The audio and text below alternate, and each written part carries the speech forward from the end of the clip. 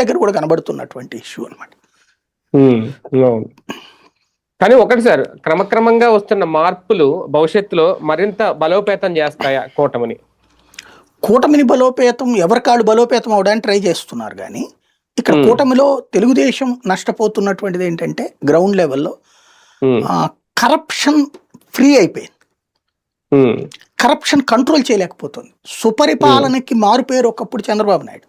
తన పార్టీ వాడిని 10 పైసలు లంచం తిననివ్వనివాడు, అధికారులు లంచం తిననివ్వనివాడు, వెంటపడి పట్టుకునేవాడు, ఇమ్మీడియట్ రెస్పాన్స్ ఉండేటటువంటి వాడు.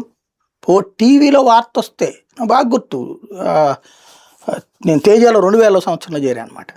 ఒక రిజిస్టర్ ఆఫీస్ మీద ఒక వార్త రాస్తే 8 గంటల బులెటిన్లో అప్పుడు తేజాలో వచ్చిందనమాట. 8 గంటల బులెటిన్ రాత్రిపూట 8ంటికి తేజాలో ఉంటుంది, 9ంటికి టీవీనే ఇదే ఈటీవీలో ఉంటాయి వార్తలు.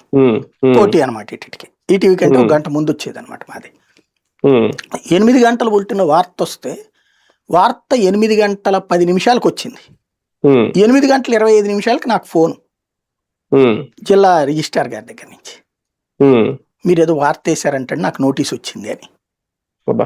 అది నాకు చంద్రబాబు అంటే అభిమానం. అది ఎన్నో వార్తలు అట్లా మనం చేస్తాం, ఇమ్మీడియట్ రెస్పాన్స్.